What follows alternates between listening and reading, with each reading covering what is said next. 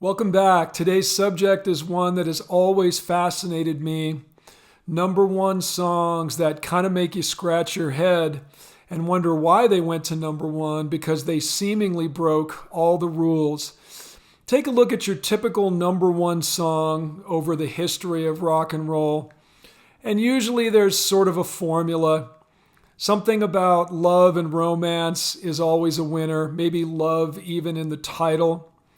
The traditional song structure, verse, chorus, maybe a catchy guitar hook, a chorus that leaves you humming it for hours or days after you've listened. We're going to look at three iconic songs that do not follow the usual blueprint. And maybe that's what it takes to become a truly iconic song. Many songs reach number one in their day, but then are quickly forgotten about.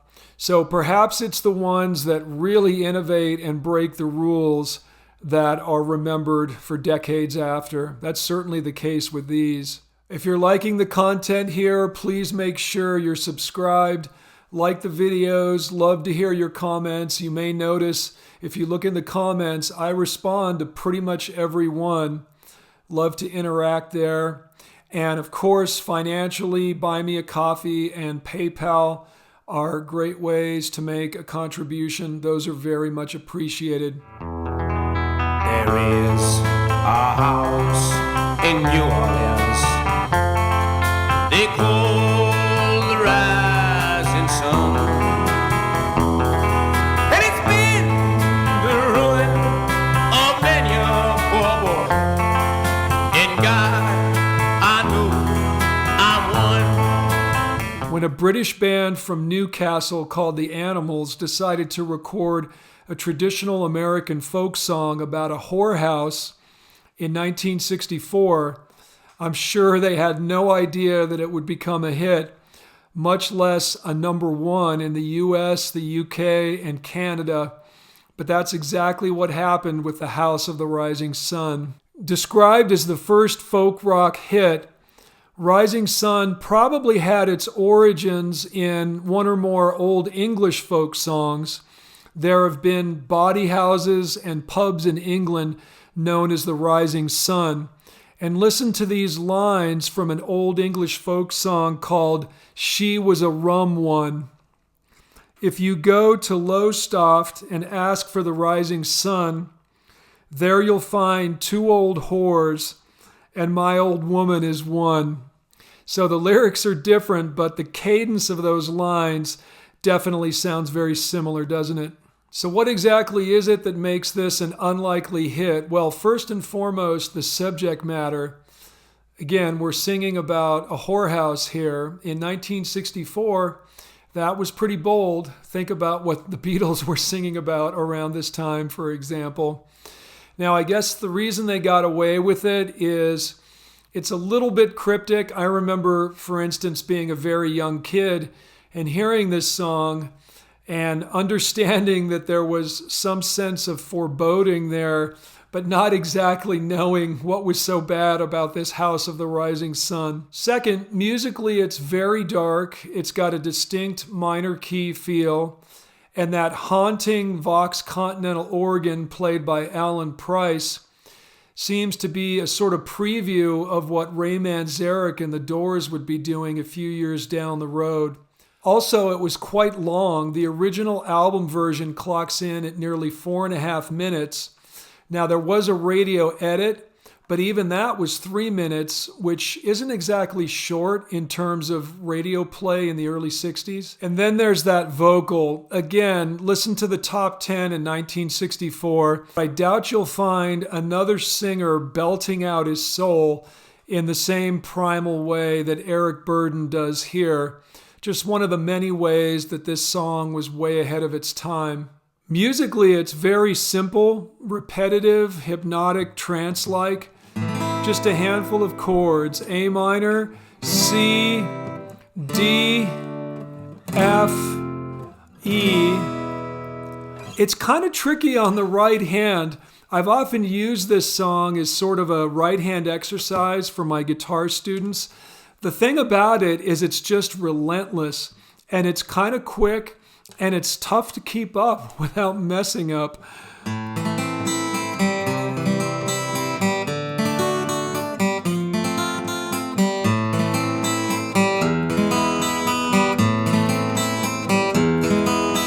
The tune is in 6/8 time using primarily eighth notes, but there's a pair of 16ths on the 2 and 1, 2 and 3, 4, 5, 6, 1, 2 and 3, 4, 5, 6. And that's part of the difficulty on the right hand. You sort of have to get revved up for those 2 16ths and then slow down again. The only effective way to do that, I think, is with what we might call a rake, just a downward movement of the right hand. Of course, many other modern artists have covered this old folk tune, including Andy Griffith, Dolly Parton, Frigid Pink, and even Five Finger Death Punch. But let's face it, the Animals have more or less owned this tune ever since their version first dropped 60 years ago. I see a little silhouette of a man. Scaramouche, will you do the fandango? Thunderbolt and lightning, very, very frightening me. Galileo, Figaro. Magnifico! I'm just a poor boy, nobody loves me. He's just a poor boy from a poor family, sparing his life from this monstrosity. Of the 3 songs I'm covering here, this has absolutely got to be the most unconventional. And after what we've just heard, do I really need to say more? That, of course, is what Freddie Mercury called the mock opera section of the tune. He went on to say that this song was really based on 3 separate songs he had written. And I think you can really hear it when you keep that statement in mind. This is basically a 6-minute suite that goes through drastic changes. You've got your intro/ballad section, just beautiful. You've got the opera section, which of course we just heard. Then you've got the hard rock section, which has so much impact. And then you've got that amazing coda, which is sort of a reflective return to the ballad section. Throughout the entire 6 minutes, there is no refraining chorus. That would normally be a death knell for any pop song. But Queen makes up for it by just ladening this tune with hook after hook after hook. Queen have always excelled at unconventional song structures that become massively popular. I've talked about some of the others on my channel. You've got We Will Rock You, which of course is mostly a cappella, featuring foot stomps and hand claps as the percussion. I did a whole video on Under Pressure, their collaboration with David Bowie, and went on at length about how unconventional that one is. And in spite of all the weirdness, this tune spent 9 weeks at number 1 in the UK when it was first released in 1975, and another 5 weeks at number 1 following Freddie Mercury's death in 1991. And here's a strange little anecdote. As you all know, during the opera section, we get the line, "Mamma mia, mamma mia, mamma mia, let me go." That's got to be one of the only rock songs to use the phrase "Mamma mia." But guess what song finally unseated Bohemian Rhapsody from the number 1 spot on the UK charts? None other than "Mamma Mia" by ABBA. That's a little coincidence that I'm quite confident will not be repeated on the charts anytime soon. The song received yet another kickstart in '92 when it was featured in the iconic headbanging scene in Wayne's World, and has since gone on to become the most streamed song of the 20th century.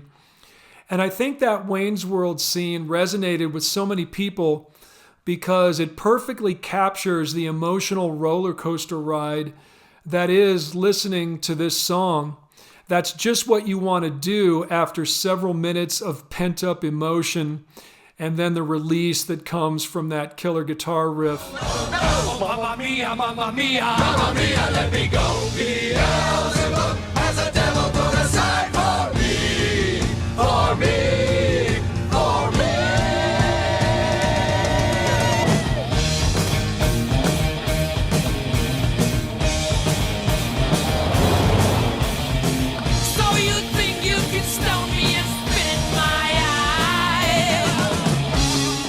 To be fair, one element of this song that is not unusual to a classic rock tune is Brian May's incredible solo. He really came up with a classic here. That amazing tone of his that sounds like no one else out of that red special guitar. And like all great soloists, he knows when to land on the chord tones just right. I love this little repeating phrase. Ending on B flat, he goes back and does it a second time. This time ending on C. Just in time for that C power chord. Perfect. Something about the way Brian May plays, it's a bit hard to describe. Might have something to do with his tone, but it's also in his fingers. It's the way he sounds almost as if he's just ringing the notes out of the guitar. So emotional. And I think part of it in this solo is the way he includes bends that are not really necessary. Let me show you what I mean. We get this phrase.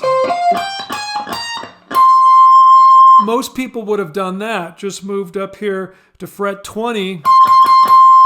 But instead, he goes a whole step below and silently bends to that note. Watch. And then gives it that nice vibrato. It's so subtle, you probably would barely even notice it, but I do think it makes a difference. It's almost like he's making himself work harder for the note. He does it several times.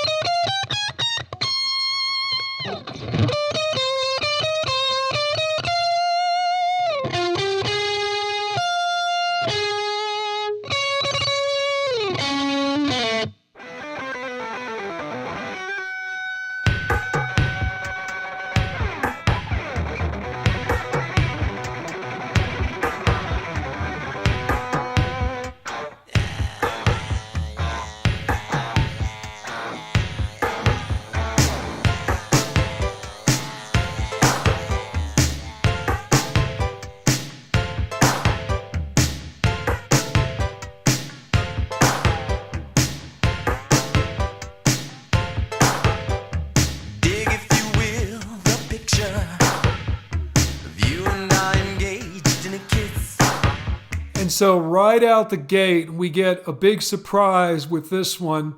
What I've seen one writer describe as an orgiastic guitar solo with a trance-like beat underneath.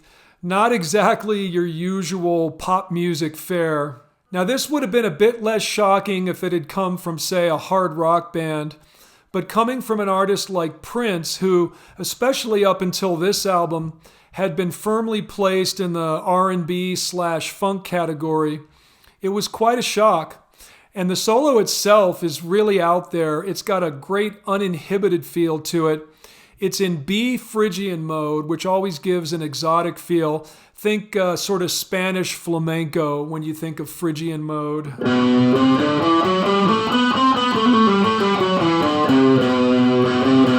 That flat 2 there is really the key note. In order to mimic the sound, you'll need an octave effect on your guitar, and you really have to just kind of go for it. This is definitely not a note for note, folks, but something in this vein.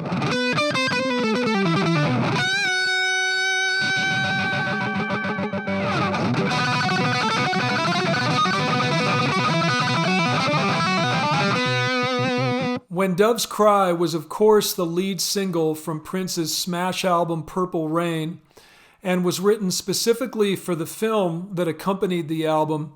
Director Albert Magnoli asked Prince to write some music for a segment that would deal with both parental problems and a love affair. And the story goes that Prince wrote the song the following morning. Very impressive.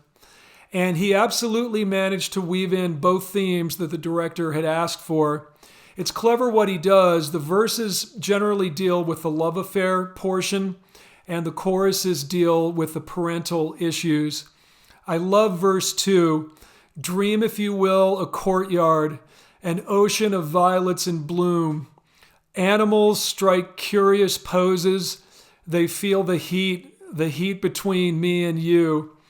That last line about animals striking curious poses has got to be one of my favorite in the history of pop music. Such a vivid image there. And the chorus, if you've seen the film, you know that Prince's relationship with his father was not a good one. How can you just leave me standing alone in a world that's so cold? Maybe I'm just too demanding. Maybe I'm just like my father, too bold. Maybe you're just like my mother. She's never satisfied. Why do we scream at each other? This is what it sounds like when doves cry. Like the other two songs we've already discussed, this song is unusually long.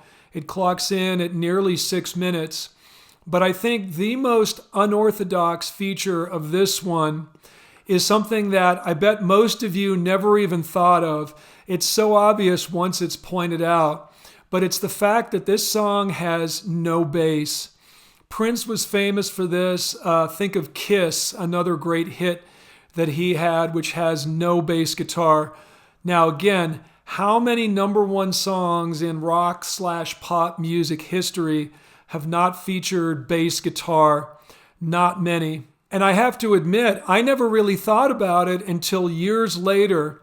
I remember seeing a story about Prince, and apparently when he met jazz artist Miles Davis for the first time, the first thing that Miles said to him was, "Why don't you write bass lines?" And then I stopped and I said, what is he talking about? And then I thought about it and I'm like, oh yeah, quite a few of those songs don't have bass lines. It's unbelievable, again, especially for a R&B type artist like Prince. It seems like the craziest thing, but it works. When I first heard that story, I remember thinking, well, I guess that's what makes a guy like Miles Davis a great musician. They're just so tuned into this stuff, and obviously he picked up on it right away. Apparently Prince's answer to the question was something along the lines of, the bass lines are there, they're just implied. When Doves Cry was the first Prince single to hit number one on the Billboard Hot 100 and ended up being the best-selling single of 1984. It went platinum, and it's another one of these that, upon Prince's death, re-entered the charts, getting as high as number 8 on the Hot 100. At one point, Spin magazine placed this song at number 6 on their list of greatest songs of all time. So clearly another case where breaking the rules paid off big. So that's it for now. As usual, I hope you guys enjoyed this one. Love hearing from you all in the comments. Some of you comment almost every single video, and that's phenomenal. I love it. And those of you who haven't weighed in yet, I would love to hear from all of you. It really helps the algorithm. And again, I do respond to every comment. See you soon.